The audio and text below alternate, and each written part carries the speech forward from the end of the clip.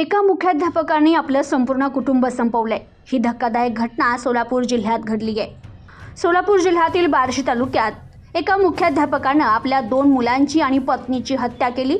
त्यानंतर स्वतःनंही आत्महत्या करत आपलं जीवन संपवलंय।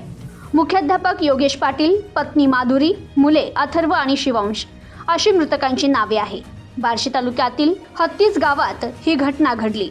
दरम्यान घटना ठिकाणी पोलिसांना 22 पानांची सुसाईड नोट मिळाली आहे। कर्जाच्या विवंचनेतूनच पाटील कुटुंबाने हे टोकाचं पाऊल उचललंय। या घटनेनंतर संपूर्ण बार्शी तालुक्यावर शोककळा पसरली।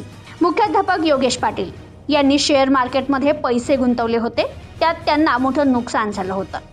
शेअर मार्केटमुळे त्यांच्यावर तब्बल 1,80,00,000 रुपयांचं कर्ज झालं होतं। त्याच कर्जापायी मुख्याध्यापक आणि त्यांच्या कुटुंबानं जीवन संपवल्याचा निर्णय घेतला असावा, अशी सध्या चर्चा सुरू आहे। Bureau report, news today 24, Barshi, Solapur.